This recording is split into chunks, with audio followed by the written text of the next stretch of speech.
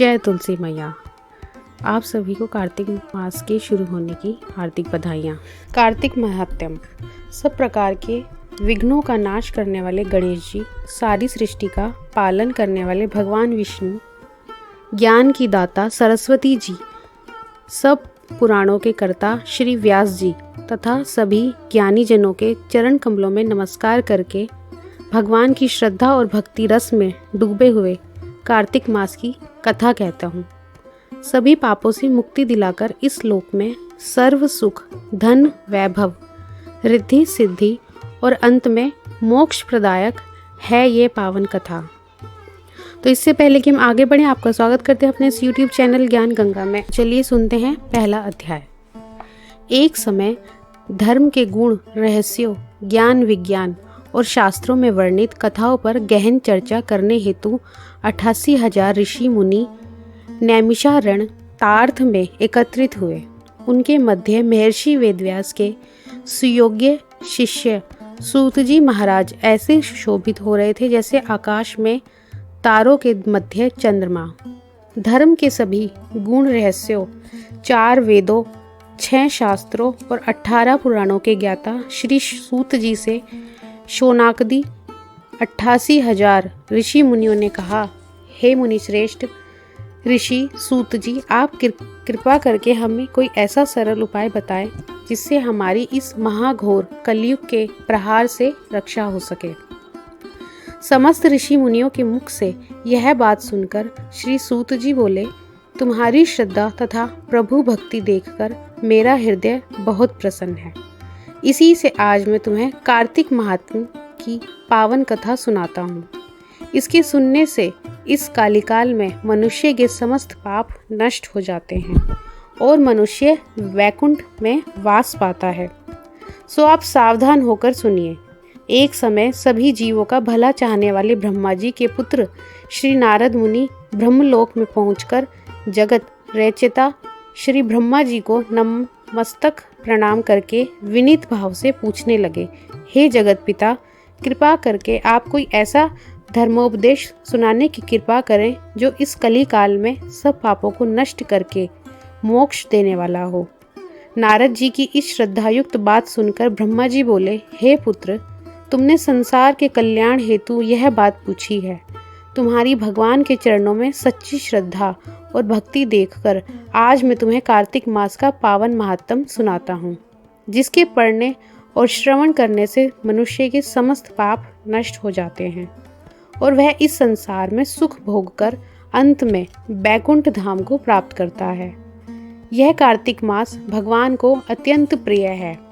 कार्तिक मास में किया हुआ व्रत, दान, नियम, संयम, पूजा पाठ, कथा श्रवण और भगवान के नाम का जप व कीर्तन अत्यंत फल प्रदान करते हैं। कार्तिक मास में भगवान का गुणानुवाद सब प्रकार से फलदायक होता है। कार्तिक मास में भगवान के प्रति किया गया प्रत्येक धार्मिक कृत्य सबसे बढ़कर फल देता है। इससे बढ़कर कोई तप और यश नहीं है। तुमने संसार की भलाई के लिए यह उत्तम प्रश्न किया है, सो मैं कार्तिक मास के महात्म्य की पुण्यदायिनी कथा कहता हूँ। अब तुम श्रद्धा युक्त और सावधान होकर सुनो। कार्तिक स्नान करने वाले मनुष्य को प्रातः काल ब्रह्म मुहूर्त में उठकर शौचादि से निवृत्त होकर 12 अंगुल लंबी सुगंधित युक्त वृक्ष का दातुन करनी चाहिए। परंतु याद रहे कि श्राद्ध, सूर्य अथवा चंद्र ग्रहण और एकम अमावस्या, छठ, नवमी, एकादशी और रविवार को दातुन नहीं करना चाहिए। जिस दिन दातुन ना करनी हो उस दिन पानी से 12 कुल्ला करके मुंह को खूब साफ कर लेना चाहिए। जब 2 घड़ी रात्रि शेष रहे तब काले तिल, चंदन, चावल, पुष्प या कुशा लेकर तालाब, कुंड, नदी, संगम अथवा किसी भी तीर्थ स्थान पर जाएं। वहां हाथ जोड़कर प्रार्थना करें, हे भगवान, आप एवं श्री लक्ष्मी जी को प्रसन्न करने के लिए मैं समस्त कार्तिक मास में स्नान करूंगा। इस प्रकार प्रतिज्ञा करके श्री गंगा जी, श्री शिव जी, सूर्यदेव और श्री विष्णु भगवान का ध्यान करके नाभि पर्यंत जल में प्रवेश करके अच्छी तरह से स्नान करें। फिर जल से बाहर निकलकर देवता, ऋषि और पितरों का तर्पण करें। स्नान करके भेड़ बकरी की धूल से बचना चाहिए तथा छींक, थूक, कुत्ता, कौवा, ऊंट, उल्लू आदि से भी बचना चाहिए। यदि भूलवश इनमें से किसी का स्पर्श हो जाए तो पुनः स्नान करना चाहिए। मिथ्यावादी और नीच प्रकृति वाले मनुष्य से वार्तालाप नहीं करना चाहिए। इसके बाद षोडशोपचार विधि से भगवान का पूजन करें। भगवान को अर्घ देवें और प्रार्थना करें, हे भगवान, आप श्री राधा जी सहित मेरे इस अर्घ को ग्रहण कीजिए। इस प्रकार प्रार्थना करके आवाहन, पाद्य, अर्घ, आचमन, स्नान, वस्त्र, चंदन, अक्षत, पुष्प, धूप, दीप, नैवेद्य, तांबुल, पुंगी फल, दक्षिणा, नमस्कार, यह 16 चीज़ें मूर्ति को अर्पण करते हुए तुलसी की मंजरी से भगवान की षोडशोपचार पूजा आराधना करनी चाहिए। तो ये था कार्तिक का पहला अध्याय। धन्यवाद। श्री गणेश एवं बुढ़िया माई की कहानी। एक बुढ़िया माई थी, मिट्टी के गणेश जी की पूजा करती थी। रोज बनाए रोज गल जाए। एक सेठ का मकान बन रहा था। वो बोली, पत्थर का गणेश बना दो। मिस्त्री बोले, जितने में हम तेरा पत्थर का गणेश गढ़ेंगे उतने में ही अपनी दीवार बन जाएगी। बुढ़िया बोली, राम करे तुम्हारी दीवार टेढ़ी हो जाए। अब उनकी दीवार टेढ़ी हो गई। वो चिने और ढा देवें, चिने और ढा देवें। इस तरह करते करते शाम हो गई। शाम को सेठ आया। उसने कहा, आज कुछ भी काम नहीं किया। वो कहने लगे, एक बुढ़िया आई थी, वो कह रही थी मेरा पत्थर का गणेश गढ़ दो। हमने नहीं गढ़ा तो उसने कहा तुम्हारी दीवार टेढ़ी हो जाए। तब से दीवार सीधी नहीं बन रही है। बनाते हैं और ढा जाती है। सेठ ने बुढ़िया बुलवाई। सेठ ने कहा, हम तेरा सोने का गणेश गढ़ देंगे, हमारी दीवार सीधी कर दे। सेठ ने बुढ़िया को सोने का गणेश गढ़ा कर दे दिया। सेठ की दीवार सीधी हो गई। जैसे सेठ की दीवार सीधी करी वैसे ही सबकी करना। जय हो गणपति भगवान। नगर बसेरा की कहानी। किसी गांव में एक भाट का व एक जाट का रहता था। दोनों में घनिष्ठ मित्रता थी। एक बार जाट अपनी बहन के घर जाने को तैयार हुआ। भाट अपनी ससुराल को जाने को तैयार हुआ। दोनों साथ चल पड़े तो रास्ते में रुककर एक कुएं की मुडेर पर बैठ गए। जाट ने भाट से कहा कि नगर बसेरा कर लेते हैं। इस बात पर भाट बोला कि तू ही नगर बसेरा कर ले, मैं तो अपनी ससुराल जा रहा हूँ, वहाँ खूब खातिर होगी मेरी, तू कर ले नगर बसेरा। जाट वहीं कुएं के पास बैठ पानी की घंटी और चावल का दाना लेकर नगर बसेरा करने लगा। नगर बसेरा करने के साथ जाट कहने लगा कि नगर बसेरा जो करे सो मल धोवे पाओ। ताता मांडा तापसी देगी मेरी माँ, माँ देगी मावसी देगी द्वारका का वास। मीठा मीठा घास वृंदावन का वास। 5 कुल्ठी छठी रास, मेरा जो जिबड़ो श्री कृष्ण के पास। ढालू पानी हो जाए घी, झट से निकल जाए मेरा जी। यह सब कर करा के वह जाट बहन के पास चल पड़ा। जाट की बहन ने भाई के आने पर उसकी खातिरदारी की। घी बूरा के साथ भाई को जिमाया। दोनों ने बैठकर ढेर सारी बातें की। इधर भाट अपनी ससुराल पहुंचा था, वहां आग लग गई थी। आग बुझाने में भी वह लग गया, जिसमें हाथ मुंह भी काले हो गए और खुद भी थोड़ा झुलस गया। ना रोटी ना पानी, किसी ने कुछ नहीं पूछा। एक पड़ोसन आई तो उसने भाट की सास को कहा कि जमाई आया है, जरा उसकी आवभगत कर लो। बुढ़िया बोली कि सब कुछ तो जल गया है, अब कहाँ से आवभगत करूं। तब पड़ोसन ने ही भाट को एक रोटी के साथ छाछ दी। उसने वही खाकर गुजारा किया। शाम को दोनों फिर घर की ओर चल पड़े और रास्ते में मिल गए। एक दूसरे का हाल पूछा। भाट बोला कि मेरी ससुराल में तो आग लगी हुई थी, आग बुझाते मैं खुद काला हो गया, ना रोटी मिली ना पानी। जाट बोला कि तुम मेरी तो बहुत खातिरदारी हुई।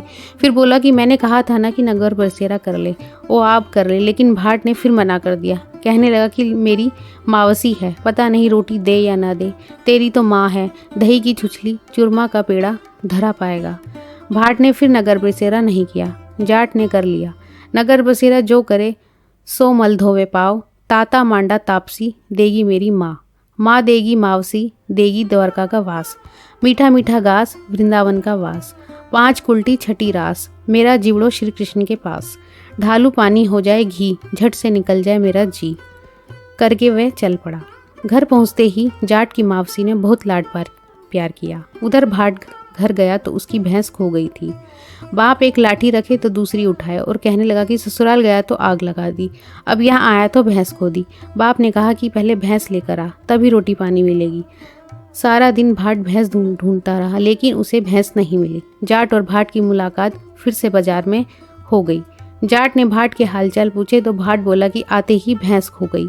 बस उसी दिन से मैं भैंस ढूंढ रहा हूँ, रोटियों को तो पूछो ही मत। जाट ने कहा कि मैंने तुझसे पहले ही कहा था नगर बसेरा कर ले। जाट की बात सुनकर भाट बोला कि तेरे नगर बसेरे में इतनी ताकत है तो चल अब कर लेते हैं। दोनों ने बैठकर नगर बसेरा किया।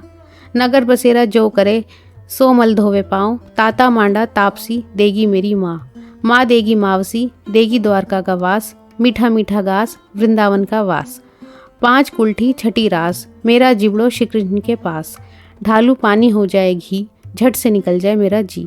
दोनों के नगर बसेरा करने के पर भाट जैसे ही आगे बढ़ा तो उसकी खोई भैंस मिल गई, जिसे लेकर घर पहुंचा। घर पहुंचते ही माँ ने कहा कि लड़के को आते ही घर से निकाल दिया, सारे दिन से भूखा प्यासा भटक रहा है। यह कहकर उसी की माँ ने उसको खूब खिलाया पिलाया।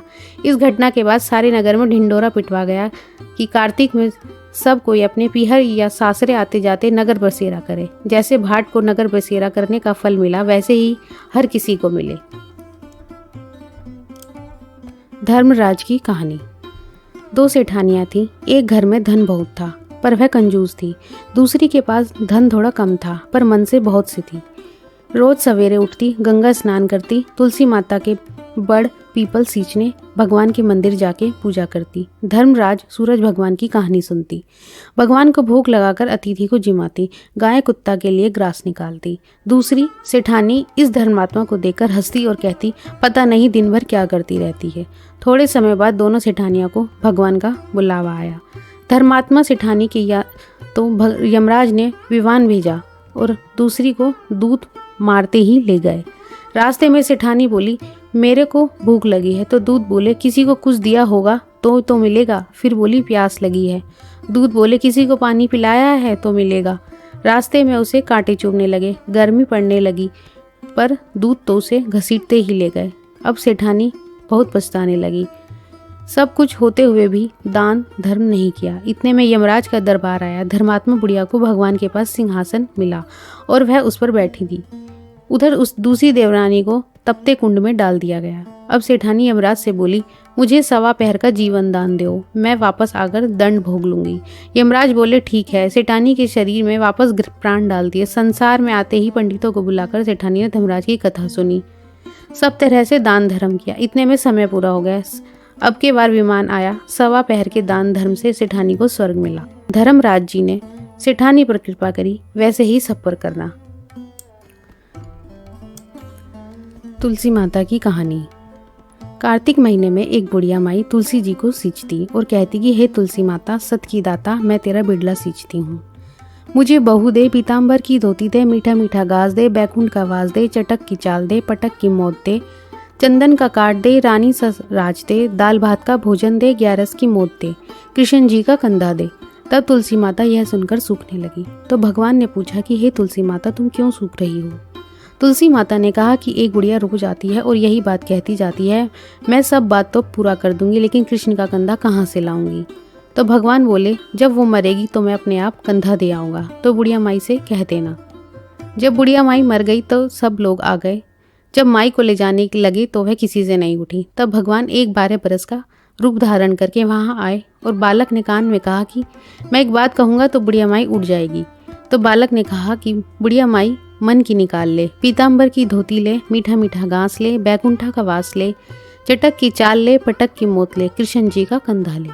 यह सुनकर बुढ़िया माई हल्की हो गई। भगवान जी ने कंधा दिया और बुढ़िया माई को मुक्ति मिल गई। हे तुलसी माता, जैसी बुढ़िया माई को मुक्ति दे वैसे ही सबको देना। पीपल पथवारी की कहानी। एक गुजरी थी, उसने अपनी बहू से कहा कि दूध दही बेचा, तो वह दूध दही बेचने के लिए गई। कार्तिक का महीना था। वहाँ पर सब औरतें पीपल सींचने आई हुई थी। तब वह भी बैठ गई और औरतों से पूछने लगी कि तुम ये क्या कर रही हो? तो औरतें बोली, हम तो पीपल पथवारी सींच रही हैं। तो उसने पूछा कि इससे क्या होता है? औरतों ने जवाब दिया कि इसके करने से अनधन मिलता है, वर्षों का बिछड़ा हुआ पति मिलता है। उस गुजरी ने कहा कि तुम तो अपना पानी से सींच रही हो, मैं तो दूध दही से सींचूंगी। उसकी सास रोज कहती कि तू दूध दही बेचकर पैसे ला कर दे। तो उसने कहा, जब कार्तिक का महीना पूरा हो जाएगा तब ला कर दे दूंगी। तो कार्तिक का महीना पूरा हो गया। पूनम के दिन गुजरी पीपल पथवारी के पास धरना लेकर बैठ गई।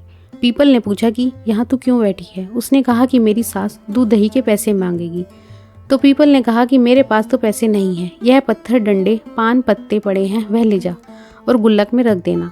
जब सास ने पूछा था कि पैसे लाई, तो गुजरी ने कहा कि मैंने पैसे गुल्लक में रख दिए हैं। तब सास ने गुल्लक खोलकर देखी तो सास देखती ही रह गई। उसमें हीरे मोती जगमगा रहे थे। पत्थर, डंडे और पत्ते का धन हो गया था। सास बोली कि बहू, तू इतना सारा पैसा कहाँ से लाई? तो बहू ने आकर देखा तो बहुत सारा धन पड़ा था। तब गुजरी ने कहा कि सासू जी, मैं तो 1 महीना दूध दही से पीपल की पथवारी से सींचा था और मैंने उनसे धन मांगा तो उन्होंने मुझे ये पत्थर, डंडे, पत्ते दे दिए जो मैंने गुल्लक में लाकर रख दिए और वह हीरे मोती हो गए। तब सासू जी ने कहा कि अब की बार मैं भी पथवारी सींचूंगी। सासू दूध दही तो बेच आती और हांडी धोकर पीपल पथवारी में रख आती और बहू से कहती कि तू मेरे से पैसे मांग। तो बहू ने कहा, कभी बहू भी सास से पैसे मांगती है? तो सास बोली कि तू मेरे से पैसे मांग। तो बहू ने सास से पैसे मांगे, दही के पैसे मांगे। तो सासू जी पीपल पथवारी पर जाकर धरना लेकर बैठ गई। तो डंडे, पत्ते, पान, भाट उसे भी दे दिए और कहा गुल्लक में जाकर रख देना। फिर बहू ने खोल कर देखा तो उसमें कीड़े मकोड़े चल रहे थे। गुजरी ने सास से कहा, यह क्या है? तो सास देखकर बोली कि पीपल पथवारी ने तो तेरे को धन दिया और मुझे कीड़े मकोड़े दे दिए। तब सब बोले कि बहू तो सच से सींचती थी और सासू जी धन की भूख से सींचती थी। इसलिए हे पथवारी माता, जैसे बहू को दिया वैसे सबको देना और जैसे सासू जी को दिया वह किसी को मत देना। यह थी पथवारी माता की कहानी। धन्यवाद।